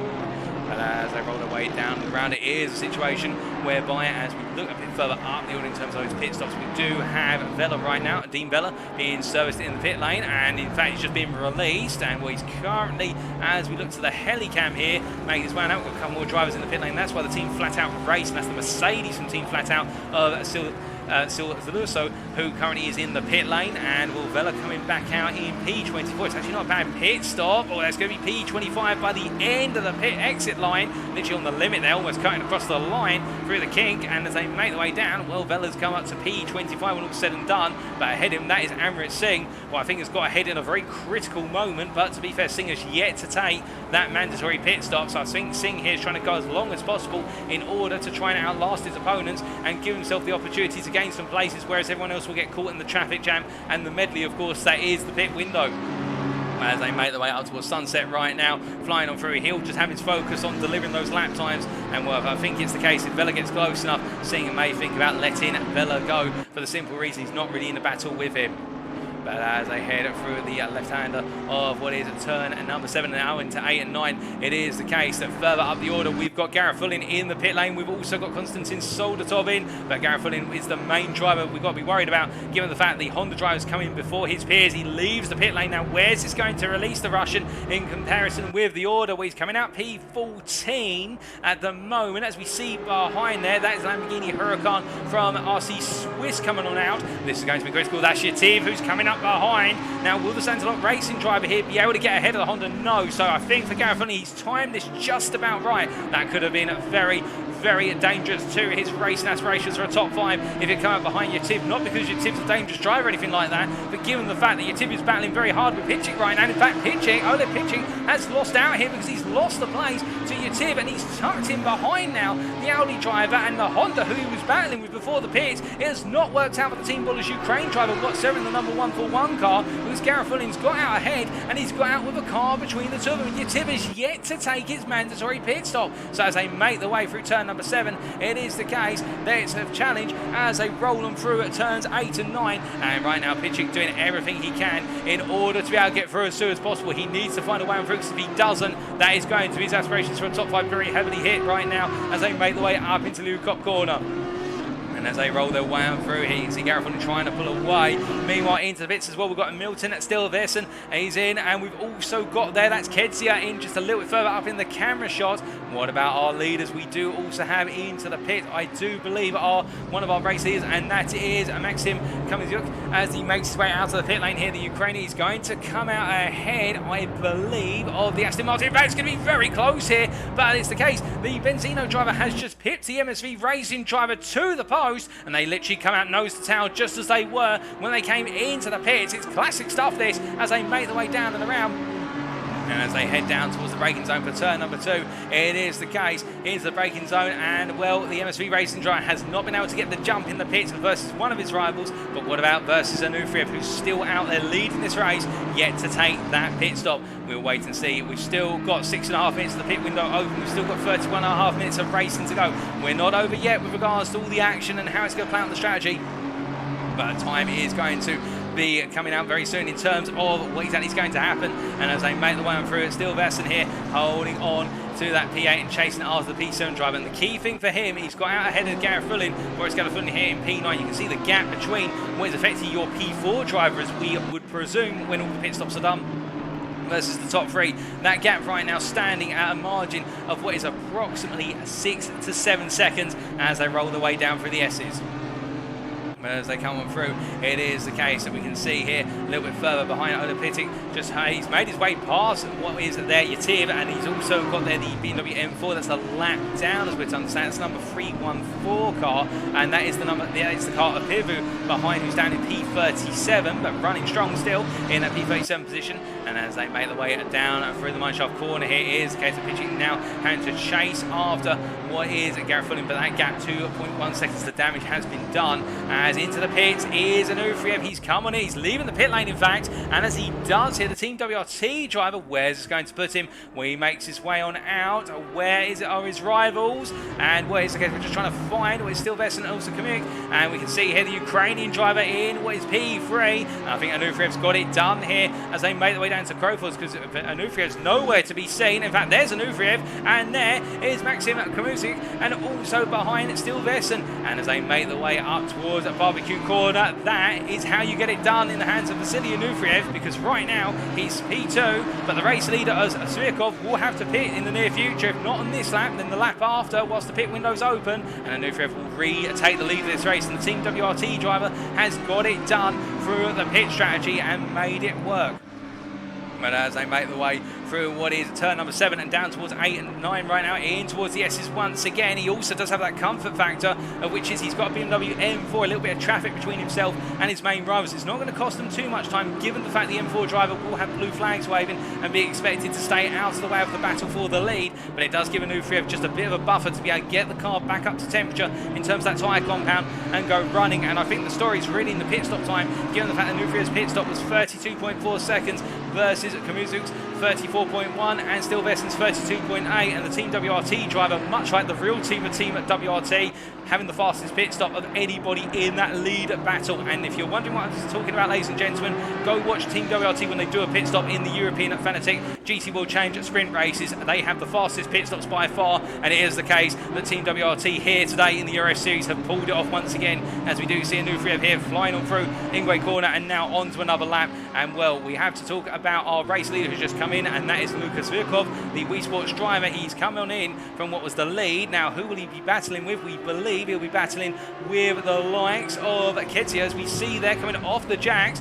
Where is Ketty? I hear you ask. Here he is coming across the timeline. Esports first driver, who is really at the head of this pack, battling for P7. He's got behind Kaczynski, and as they make their way on down, where's Virkov? I hear you ask. Well, here is Lucas Virkov. He's come out behind, so he's not really gained too much. He's actually moved up to P9 in all of this, and he's come out ahead of Jonas Fox. It's actually worked out quite well. He goes overly deep into Crawford's corner, and as they make the way on through, Fox will not need another invitation to try and look to put that pressure on. He gets very close up into Barbecue, but he can't find his way on through. He makes his way through the left-hander and now down towards turn number 6, out in towards Sunset. They're going to be side by side, and in fact there, Forks coming on through, and I think Zvirkov just letting him go. I think defending that inside, but recognising that the pass was going to be made well before corner apex, and therefore deciding to yield and follow behind Forks. I think Zvirkov playing a little bit of what is a safe race here, looking to finish in the top 10 and not battle too hard, because behind them, that is Frederick Gutman, who started, to be fair, P14, and the number 97 driver in the BMW M4 has gained over the course of this race so far. The Illuma Racing driver really gained a number of places and is pushing on here, albeit it's got a bit of damage on the front of the car. You can see there on the front left bumper where there's been a bit of a scratch to the front panel. As he makes his way through right now, he's soldiering on and heading down towards what is turns 11 into 12. But as they roll their way down towards turn number 12 at this point, heading down towards Mineshaft. A little bit further back, we do have also Konstantin Soldatov there running in P12. Oh, goodness me, that's a Bentley off circuit there. And what I believe that is Nick Parks, who's jumped to the pits. Something's gone wrong with the car, but Nick Parks has had to jump to the pits. He's been towed to the pits. And, well, we look now to Apollo Tempera, who the Portuguese driver currently running in a P22, a bit of a lonely P22, but I think he'll take some inspiration from that. Krayling at 5.4 seconds in front of him does have a 10-second penalty, and Yativ has a stop-and-go 30-second penalty for speeding in the pit lane, down P23 behind. So right now Tempera is just enjoying this race, and I think looking to try and get a top 20 finish by the end of it.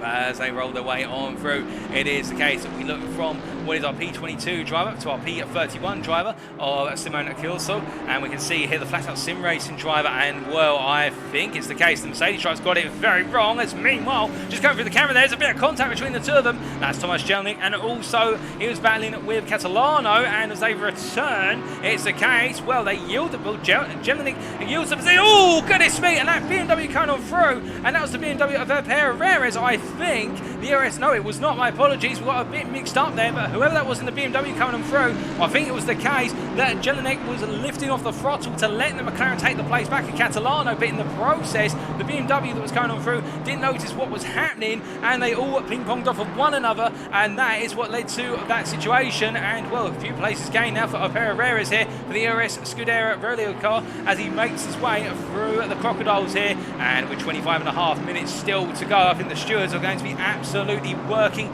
their hearts out right now to steward some of these incidents in the race. To be fair, it does happen in the season opener. It's always the case that everybody trying to get used to one another, racing out on circuit, particularly when you haven't raced with other drivers around you. But it is the case the stewards have got their work cut out today, and I think there might be a few wags of the finger to certain drivers. As meanwhile, we look back to the battle for P10, and we can see currently running in P11, this is Frederick Gutman, and behind him that is Konstantin Soldatov, who as they roll their way through Ingwe corner, it is the case the Russian making his way past the RC Swiss machine, the 234 car of what is, I believe there, that is Anthony Costinger, as they make the way down towards Crowthorne once again. But as they do, it is against the Soldatov here in that P12 position, trying to hunt Gutman down. But we see there coming out the pit and effectively now lapped down. That is Yativ, who's had that stop and go penalty. And as they make their way through, Yativ is getting a flash. Oh, goodness me! And well, I don't think that's going to look very good on Yativ there, to be honest. With Soldatov literally, well, it was the case, having to go wide at Crowthorne corner, and then Yativ, I think, lost the rear end very slightly. And you see Soldatov there being indicated through by what is Swiss Costinger as they make their way through Sunset Corner. Will be side by side, but Soldatov will take the position on track back. But as they now head into what is the remainder of the lap, we do look back up towards what is Frederick Gutman, and he's got a 5-second penalty for his troubles, and I believe that may be for an instant earlier on in the race. And it's the case right now, the German driver here with that 5-second penalty, he will now need to push on to break away from Soldatov and get a 5-second gap. Alternatively, get ahead of Svirkov and put 5 seconds between the two of them if he wants a top 10 finish here, because right now that 5-second penalty is going to make it a lot harder, and we haven't got long left in the race. And one thing we haven't talked about is how the track's evolved over the course of the race so far. It's the case, the ambient temperature is still 22 degrees centigrade, but track temperature has come down by 2 degrees, and that's not going to cause too much of a change for our drivers, given the fact that the winds have not really picked up here, and we haven't really seen any change from the overcast conditions with a bit of sunshine every so often, but it is the case that some dry, oh, goodness me, I was going to say some dries might be on the limit of tyre pressure. Goodman right on the limit there in terms of how much apex curve you should take.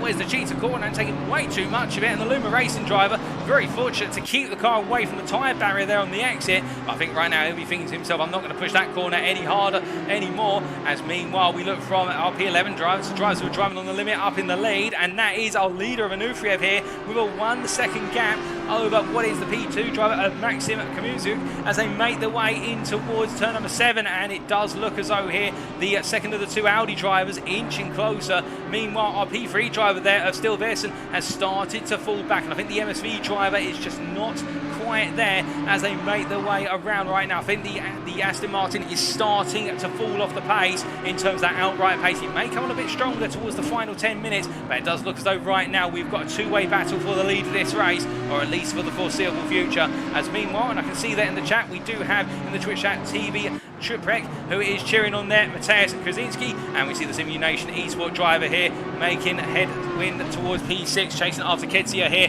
and well, these drivers have been in a battle for some time, and Nola as well tucked in behind, but we ride on board here with Krasinski as he makes his way down towards Mineshaft corner. And of course, he's been in this battle for what is P6, P5 for some time. And the thing for him is, having battled Ketsia earlier on in the race, now he's got to think about when does he go for that potential move if he can get close enough. We do know that Ketsia does have the straight line speed advantage in the M4, whereas it does seem as though Kaczynski got it through the corners. You can see both drivers there, but in particular, Ketsia just a little bit of oversteer coming through Cheetah, the rear end snapping a little bit loose and going a bit deep into Ingwe corner, and Kaczynski's going to really close up here as they make the way down towards Crowthorne corner this time around. They go on to lap number 26. And as they do, it is the case there, a 1:42.5 versus what was ahead of him at 1:42.5 as well. So the two drivers literally on the limit and match one up for lap time, but Kaczynski closing up under braking into the hairpin, and as they rolled way on through, a little bit further back, we do have Nola, who's only 6/10 behind. You can see him there in the rear view mirror, and that's the centre of the screen. He's a little bit of a speck in the rear view mirror, but trust me, he is there. And as they roll away through turn number 5 and then out towards Sunset, it's the case these three are going to be compacted together very close in their battle to the end of this race. But speaking of coming close together, we do look here to Boris Garafulin, the Honda NSX driver, who's got a bit of traffic in front of him, and that's not traffic he will want, because right behind him he's got Pitching, who's closing up very rapidly in the battle for P1. Garafulin has a 15-second penalty, and that is for an incident earlier on in the race, and that effectively takes him out of P4 and will put him all the way down right now to, I think, just outside the top 10 in fact. So right now Garafulin's got a way to go if he wants to still finish inside that top 10, and well, the first thing he's got to do is find his way past these two BMW M4s. Well, one of them's lifting off there in the run down towards Mineshaft, and you can see Pitching just staying as close as he dares to Garafulin to be able to follow through, and I think that's very sensible from the Audi driver, and I think it will be the case that he'll be settling for P4 given the fact that the top 3 are the best part of 8 seconds up the road, and to be fair, Pitching on this debut in the series to come home in P4, I don't think he'll complain about that too much given the relative pace and the battles we have seen. As he rolls around the braking into Ingwe corner, we can see the 929 BMW staying well clear. And then the BMW, the 929 BMW being driven by what is Herreras as they make their way across that timeline. 20 minutes still on the clock here, and as the sun continues to gradually set here, it's now 5:10 at local time in the evening. It is the case that Pitching pressing on and hunting down Garafulin as they roll their way through Crowthorne once again. And as they head on through, we do look back to the P16 driver of what is Martin Ulrich. He did have a penalty, which he served in the pit lane, and now the Dane here chasing after Savescu for P15, trying to get back into the top 15 by the end of this race. And well, is it possible? Most definitely so. And now we'll see the Bentley really start to deploy its race pace strength. We won't be deploying that strength. He runs wide there every time at Cheetah. I think that might be an uncharacteristic error. Perhaps a little bit of the wash of the back of the BMW in front, just that dirty air unsettling the front end of the car and taking away a bit of that front turning. But we run on board here with Ulrich. It is the case of the McLeod Racing Team driver looking very fast as they make the way down towards turn number 2. In towards the Crawford hairpin they go, and as they do, you can see under braking really closing up, but going very aggressive into the corner. A different line there compared to the BMW. Away Savescu in front. Savescu taking a more symmetrical approach, whereas Ulrich deciding to go for quite a deep line in, so that way he gets the run up the hill to Barbecue, which they now make their way through the turn 5 corner known as Barbecue. And as they make the way up towards Sunset, no way through at this moment. Ulrich definitely trying to build that pressure as they roll through the right-hander. As he gets back on the throttle here ahead of them, and you can see just a little bit further up the road, 2 seconds up the road. That is Campanella in P14 in the Ferrari 488 GT3 Evo. And as they ahead for return. So they're both close up to the Ferrari driver. And I think the Ferrari driver right now, 1.8 seconds off Wonas in P13. I don't think it's going to be the case. These guys will be battling for around where's the P13 position, where it's all said and done. Albeit Soldiers of then, also Gutman are consideration, particularly Gutman because of the fact he's got the 5-second penalty hanging over him. But right now, Ulrich here just pushing on. You can see each ever closer. It's the braking zone, so he's able to take the time out, Sescu. But as soon as we get onto the straights, the BMW M4 driver does break away little by little. But it's these braking zones and also the rotation through corner apex where Ulrich seems to have that advantage. We'll see it again here as they roll the way through the crocodiles of 13 into 14, and now up into Cheeto 15. And as they do, well, they both carry speed. We can see that both drive just a little bit wide of the ideal apex line. But I think it might be the case also just cautious of that apex curve being so sharp on the front end of the car. But Ulrich is not close enough to go for a move right now and having to wait for that opportunity. As they head on to another lap, it is the case that we look from them to a bit further down the order, and we do look to one at Jochen Zink. And well, the J&K driver, if you were to ask me where did he start and where is he now, he's P27 now, and the number 47 driver started, if I remember correctly, literally just inside the top 40, so he's gained a lot of places in all the battling that's happened. And to be fair, he's been deploying consistency, and his lap times have been very consistent throughout this race. He does have the battle for P4 coming up behind him very shortly, and he'll have the blue flags flashing. He'll also have that on his screen. But right now, the J&K driver doing a very solid job and hanging in there in P27, and well, he's chasing it down Caporeco, who is currently in P26 and 4 seconds up the road, and he's got the pressure of Reres, 6.5 seconds behind. But I think it was the case right now. Jochen Zink just trying to bring home P27 by the conclusion. In terms of trying to bring results home, we can see it is the case that Amrit Singh here down in P34, and the flat-out sim racing driver, well, there's Vesfield in front, and we're not sure what's happened to Vesfield, but we do know the Saints got quite a few penalties on the board there for drivers further down the order. In fact, some drive-throughs being served by drivers such as Catalano and also Taylor. And as we see here, Amrit Singh making his way out of turn number 12, 13 into 14 and 15 is the case that the flat-out sim racing driver looking to try and follow field through. We do expect that Vesfield is a little bit of a pace advantage. In fact, that last lap, 6/10 of pace advantage to Vesfield. And as they come across the timing line this time around, it does continue that way. But as we do look from our P34 driver all the way back up towards our leaders, we can see Anufriev here has reopened that gap over what is Komezu to it's 1.6 seconds as they make their way out of the S's and up into the Ukop corner. And as they come on through into the turn 10 hairpin, it is the case the Team WRT driver at this point, I think he's got the measure of his rival, but do not count out the now rising pace of Milton Stilverson from FC Racing here. The Briton is closing that gap. Previously was 2.4 seconds when we checked at the 20 minutes remaining mark. Now with 15.5 minutes to go, the gap is coming down to 1.4 seconds. And this is the thing with the Aston Martin, you cannot count it out. The deeper into a stint it goes, it comes alive. It's not a strong car over a natural lap, but over multiple laps you can keep it consistent. It will reward the driver, it rewards patience, and we're seeing that right now as Stilverson is closing very quickly on the back of Kumizik, and as he does, it will be the case that pressure will continue to build as both drivers now make the way in pursuit of our leader on to another lap. As they do at that last time around, a 41.2 for the Aston Martin driver. Meanwhile, both the Audis in front, Wanufriv at 41.0, Kamizu at 41.7, and that's the tell there is the case that Stilverson is going for P2, and he's going to close up very gradually, increment by increment, and he can pull it off just yet.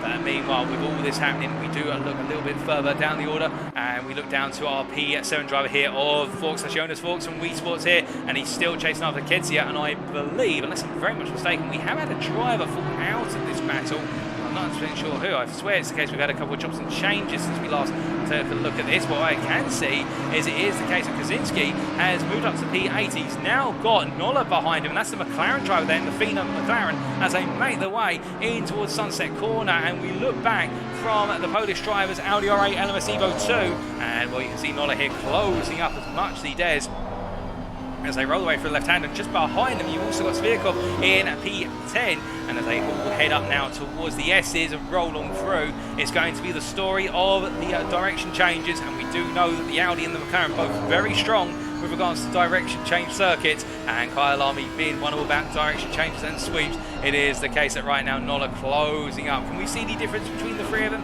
in terms of their approaches? Well, they're approaching the traffic at different points in the race, to be felt at different points on the lap, we should say, but right now no notable difference. They all seem to be running very equal pace as they head down towards the Crocodiles.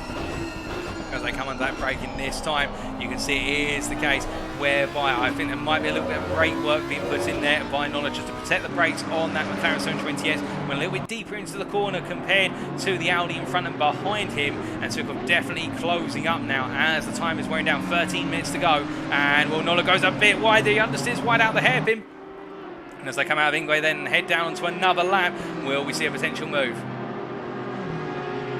I don't think so here. It's well, it's going to be Nola's going to have to go defensive here. It does look as though there's a move on here. Svigol's going to look for the move up the inside into Crowthorne. He goes all the way and he commits the inside as they make their way through the corners. A bit of contact, and well, Nola in the end literally being forced to take the minimum possible room on circuit, and that little bit of contact will take a bit of where's the error off the cars, but nothing too major. But Nola losing a place there, a bit forcefully mind you, but at the same time, Vino Eras Classic Drive's not going to let this go, and as they make their way up into sunset now, the battle for P9 is on. This will release Kaczynski in P8 to literally run away out towards P7 if he can, but right now we ride on board with Nola as he gives that pursuit in the 720S McLaren, and well, he's got to try and find his way back past Svirkov, and it was all through understeering wide at Ingwe corner that kicked all this off, and now he's got to fight his way back past the rainbow coloured Audi as they make the way through in the S's. As you can see, Exton out there where he's having to run in that dirty S so close to the back of the Audi. He has not got that front end rotation that he wants, and as they make the way into Lukop corner, now Nola having to take a very, very aggressive run into the apex there to get the speed he needs on exit. He just does not have the run out the corner compared to the Audi R8 in front. I think Svirkov has got the move done. As they make the way through mine shafts, well, I think Nola now is just going to have to wait for that opportunity for later on in this race. He's only got 12 minutes to go, so the opportunity is not going to be there for too long. But I think he might be hoping secretly that Svirkov can pull him up to the back of Kaczynski, and they go battling 3 wide for P8, and that would be a sight to see as they make the way down in towards the final corner before proceeding on to what for them will be lap number 32. But as we look from our P10 driver, we do look back to P18, and that is in the hands of Max Oliger here. As we see the Mosquito Motorsport driver, he's got the pressure of Daniel Rowe behind, and in front of him he's trying to chase down Geller as they make their way down the hill. And well, it is the case of Oliver Geller there in the Mosquito Motorsport McLaren as they come roaring on down through the mineshaft corner and into the Crocodiles. No change right now, and I think the Mosquito Motorsport drivers might be trying to do a little bit of working together, keeping in mind this is a Drivers' Championship only, but on top of that, they are running as a team, and P17, P18 respectively would do them very well for the opening round of the series. Given where they started, they both qualified around here, so to finish inside the top 20 would do them very well. So I think it is the case they might both be thinking about settling it down and just trying to put in the pace to keep Rowe and Delachescu at bay, who's down in P20 and the best part of 4 seconds behind. But we can see there is the case of Daniel Rowe in the Mercedes AMG in the Hybrid Academy Pepsi Warriors machine. He is not giving up the fight. He's had a penalty which he served in the pit lane. It cost him quite a bit of time. It's dropped him down the order, but right now running P19, and that AMG Evo looking very aggressive as they come through the Jakeski sweep up into barbecue.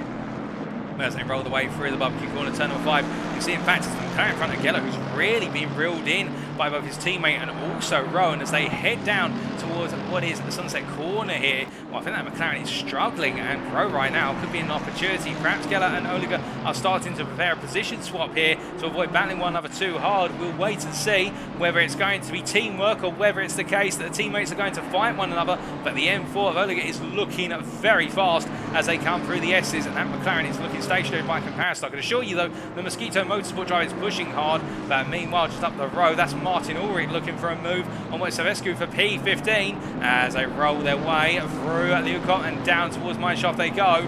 And we've got quite a few battles now building in the hunt for what is the top 15 of this race, and Ulrich trying to get himself back into that top 15 as soon as possible in the Bentley, but that Bentley coming alive as this race gets near to its conclusion. 9.5 minutes on the clock and counting down second by second, and well, Ulrich here literally trying to find every which way to get that nose in, to get the bite, to get closer to the back of the BMW M4, but no way through it this time. But meanwhile, behind that battle, P17 stays as is, but Geller really started to cause both Oliger and Rowe to bunch up behind him as they exit out of the final corner and go on to another lap. And you can see it again as they exit out of Ingwe, just how Geller's just not got the speed by comparison as they make the way down. But look at Rowe by comparison. Daniel Rowe, that Mercedes just flying behind, gets him very close. Will he dare to go for on the brakes? No, he's not close enough. He tucks him behind it once again and has to wait. But whilst he's waiting, when it looks like here's the opportunities, he's going to look up the inside into Keski's sweep. It's very, oh, goodness me, there's a tap there to the front of Daniel Rowe's car, and that was very on the margins there, battling Oliger. I think he was expecting Oliger to keep the steering lock as far left as possible and perhaps back out, but in the end, the two of them have survived the corner, but they've gifted what is a couple attempts advantage to Geller in front, and well, Daniel Rowe now have to look for another opportunity to get that P18 position. It's definitely elbows out time. They've not got long in the race left, and you can imagine they'll both want that P18 position as much as they can as they make their way through 7 and now down in towards the S's at 8 and 9. As they roll their way on through, we do have to cut from them back up to our P8 driver here, Kaczynski, who is continuing to pursue Kedzie and also Forks, and we can see that Forks has found his way past Kedzie and now is trying to break away. He's got a 10-second gap to close up to Pitchik in front, keeping in mind of course that Gareth Fullen's got a 15-second penalty, so I think Forks, Kedzie and Kaczynski at this point will all be thinking about, well, they need to battle one another, but they don't want to battle too hard, because if they battle one another too hard, they will lose out and gain another place by default to Gareth Fullen, and that's what I think Gareth Fullen's got to think about now. He'll need to look at those time boards, or at least his team will be on the radio to him saying, you've got to push in that P4 position, because that 15-second penalty right now, if you don't open that gap up by another 3 to 4 seconds, it's going to see you drop all the way down to P9 approximately, or even P10, depending on how the field plays out, and that is going to be a concern. And right now, it would drop in that penalty down to what would be P8, just about, so of course just outside of that 15-second range, but it could all change with the time remaining as we see Forks here continue to try and break away. He's just got enough momentum at the moment. Mackenzie and Kaczynski all staying with him and not letting him get away too quickly as we see Svikov and Nola there down in P9 and P10 respectively. As they roll the way on through and down towards Mychov corner once again, it is the case that we do look back to that battle for P15, and well, there is Geller and Ulrich. Hold on a second. Ulrich seems to have dropped a little bit away. What exactly has happened here? Take a look back, and this was Geller on Ulrich only moments ago, and Ulrich's had an off because he's dropped a bit of the pace down and up the inside into Crowthorne corner, and well, it's the case that Oliver Geller there getting the move done initially, but Ulrich coming back for the Jakeski sweep, and then they gave one another just enough room, and the McLaren driver in the Mosquito Motorsport machine getting the move done in style, and that's how you get it done with a pass through Crowthorne's up into Jakeski sweep and then barbecue, and you could see how they all bunched together before we got to Sunset corner, and this is where we cut away from the live time board. And now as we return to the live pictures, it is the case that Martin Ulrich trying to break away from Oliger and Daniel Rowe, who are continuing to battle one another for that P17 position. I think we have had a driver have an off because I think a place has been gained elsewhere. Oh, good, it's been Oliver there getting a tap to the rear from Daniel Rowe under braking, and well, I think it is the case that Daniel Rowe's come on through. He's going to yield the position there, and that's great sportsmanship being shown by the South African driver. I think it's the case he's just caught out under braking. It does look as though Oliver's braking a little bit earlier compared to the Mercedes driver, but either that may be the condition of the brakes or the tyres and the car as a whole. And right now Daniel Rowe has almost got it done. He's just got to find a way to make the pass without the contact, and he's getting closer to doing it, to be fair, and that's not to be sarcastic about him. He's been showing a lot of pace, he's just not had the opportunity to execute the pass. He's so desperately craved as they make their way into Crowthorne's once again as they roll them through in the battle for P17. Rowe staying right there. In fact, we ride on board with Daniel Rowe now as a Mercedes AMG driver looking for that position. Now, where could he potentially go for it? Well, I think it's got to be either in the run up towards a course such as Sunset, where he can use the torque of the Mercedes, and you can see just how close he gets, but it's not enough to get on the inside. In fact, it's enough to look for a move here, and as they make the way through, it's going to be side by side through the corner, and as they head up towards turn number 7, Rowe finds himself on the outside, but he's able to outbrake Oliger and gains the P17. Well, we did think the move was on, but Daniel Rowe says otherwise. He gains a place and a brilliant pass into Sunset corner as they make their way through, and that's Daskalescu there just a bit further back, running wide in P19 with only 4.5 minutes to go now, and can Rowe close up in the battle for P15 between Ulrich and Geller? We will wait and see. But meanwhile, it is the case looking a bit further up the order. We've got a side-by-side here between Kedzie and Kaczynski. Oh, goodness me. And we've just caught it as it's happening. It's free wide as they head into the sweep. They all back out of it in the end. But it looks as though their Svikov's gained a place. He's going to gain 2 at this rate if he plays his cards right. And the Wii Sports driver here coming on through when it's all kicking off elsewhere. And I mean, it's the case that Kedzie and Kaczynski have been battling one another. And Svikov's literally caught up to this and said, well, don't mind if I do, thank you. And with 4 minutes to go on the clock here, can he now get the P7 as well? I think he'd love enough to get that, and if that 15-second penalty to Gareth Fulham works out the way he wants it to, it could even be another place gain through the post-race penalties. We will wait and see, but right now Svirkov just focusing on one thing, and that is getting past that BMW in front. But he takes a bit too much apex there of turn number 8. In fact, that front end of that Audi unsettled over the curbs through the S's, and that's going to make him go on the defensive here versus Kaczynski as they come into Lukop corner. And as they do, you can see Kaczynski forcing Svirkov to take a very tight line. That's going to cost him the run out of the corner and down towards Mineshaft. But the good news is it's such a short run down to Mineshaft before you have to set onto that natural racing line here. But Svirkov's not going to have to worry too much. Where he will have to worry is under brake, and he's going very defensive here into the Crocodiles versus Kaczynski. And this is affording Ketty at the time he needs to be able to break away as they head on through and into Cheetah corner. And as they make their way through the right hand, it goes a little bit wide there. Svirkov, but keeps it just within the track limits, keeps it just on the circuit. But right on the limit as Kaczynski goes on a dive into Ingrid corner, comes out of nowhere for it. And we see Ketty goes deep, and my goodness, that is Mateusz Kaczynski up to P8 once again. An absolutely sensational dive to the inside into Ingrid corner, and Ketty, I think, will be breathing a sigh of relief, because if it weren't for that, I think the two of them would have been looking for a move on the BMW driver. Now, will there be a return move? There is a return move under braking, and that's Svirkov coming on in. And as Kaczynski turns in, he finds a face full of an Audi on the inside. And I think Svirkov's saying to him, well, if you lunge me, I can do it back to you too. And the two of them now trade in paint, and they'll need to sell it down, because at the end of the day, we don't mind a little bit of contact, but a few too many elbows out, and I think that's going to incur the wrath of the stewards. And right now, as they make their way into Sunset corner with 2.5 minutes on the clock, it's this lap plus one more lap as they roll their way on through. Meanwhile, we have to look to our battle for P2.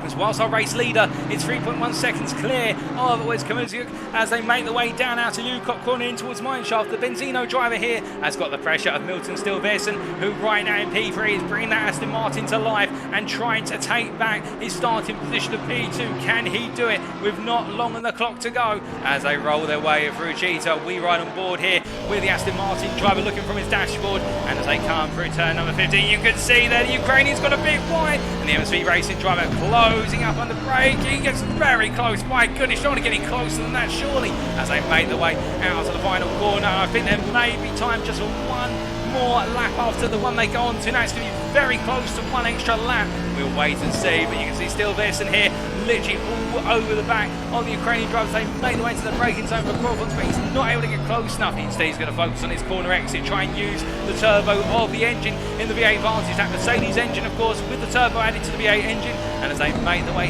into left-hander return where he goes a bit deep, he gets the front end out of sorts. And I think if this is the final lap, that could be it for the potential opportunity. Just one tiny mistake under braking, just a little bit too deep on the brakes, and it's cost him very dearly as they head through Sunset. But to be fair, anything can happen. They're only halfway through the lap. There's a long way to go yet before the lap is over. And well, it's going to be very known to the Audi driver in front of Kamuziuk as they make their way on through. In fact, it is the case already. Stilverson has already closed back up. He's within that half a second. He is flying right now with the car in its perfect trim. And as they make their way through the S's up into Lukop corner, we look for the lunge here. I think it's too far back surely to go for the move as they come on through, but it is one of the situations whereby he's trying to get in the mind of the Audi in front of him. But meanwhile, speaking of the Audi in front, well, here is your race leader as he makes his way down through Mineshaft and into the Crocodiles, and I think the race is going to end this lap. It'll be very close, but he qualified not on pole, but he qualified up towards the front, and after getting into lead this race, played it smart on strategy, and as he comes through and down into the final corner, it's a good start for the Team WRT driver Vasily Onufriev, because he comes out the final corner. He will take the opening round of this season. Vasily Onufriev is your winner. He takes the win in the end ahead of Maxim Kamyuk in P2. The Audi driver just in the end holding off the MSV Racing driver Stilverson from the United Kingdom for P3. And then it is going to be, once the post-race penalties are applied, Oleg Pitik who takes home P4 in the Audi R8 there from Ukraine for Team Ballers Ukraine, ahead of Jonas Vaux in P5 as we understand it, as he makes his way across the timeline. And then it will be Mateusz Ketsia who I think will take home P6. He holds off Svirkov, Kaczynski and Nola in the end, and somewhere in amongst that group, that is where we will see Gareth Fulham fit in with regards to that 15-second post-race time penalty. But these two, I think, have been in the wars, and you can see they're not happy with one another. And well, Nola is either going to be P10 or P9, we believe. It will be Frederick Gutman who takes a 5-second penalty and finishes in the end. I think he still finishes P11. Soldatov there with that 10-second penalty. I think he's going to be finishing P12 because Campanella is still coming to that timeline What will the gap be when he crosses the line? Yeah, it will be the case that Soldatov will finish in P12, Campanella P13, it'll then be Wonaz in P14, and that's Bernard Wonaz from Eastport first, and then it will be Oliver Geller who completes our top 15. He holds off Martin Ulrich to the finish line in a superb run of form. Ulrich with a 20-second penalty, Rowe a 10-second penalty. Well, those penalties will have to be worked out, but my goodness, what an eventful and fantastic way to open up the season. And well, here he is in the pits, Vasily Anuvriev, the Team WRT driver, got it done. And then in brilliant form, holding off the charge of the drivers behind him in what was a brilliant battle for the top three between Vasily Anuvriev, Maxim Kamazyuk, and also Milton Stilvesen. But in the end, it was Anuvriev who got the job done. We've still got a couple of drivers making their way around on circuit right now. I do believe we have Dan Claes, who, in fact, no, Claes has just finished his race. My apologies.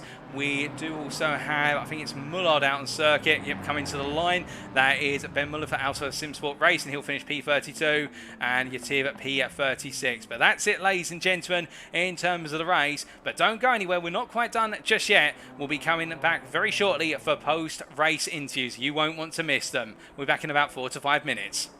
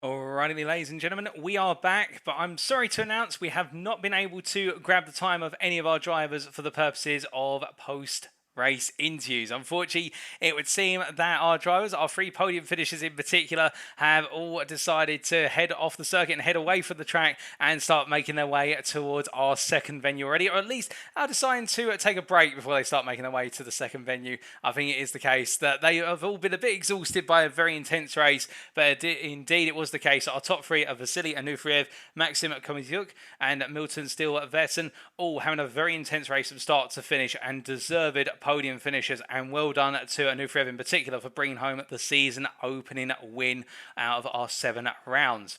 But really, with that, ladies and gentlemen, it is now time for us to wrap up by saying thank you very much for watching. And if you do want to know more about the European Racing Series, that's the ERS community, then why not check us out our official website. That's the EuropeanRacingSeries.com website of www.EuropeanRacingSeries.com. Alternatively, if you are a Twitter user, you can go to twitter.com/European Series for further information. Also, a big thank you to our partners, that is G Portal, of course, the title sponsor for this series, their website www.g-portal.com, and also the SimGrid, who we're working with in order to be able to host this series, and that is thesimgrid.com. But now, as we pack up our bags in South Africa, we must make our way to the United Kingdom, in particular Silverstone, for round number 2 on Wednesday, the 15th of June 2022.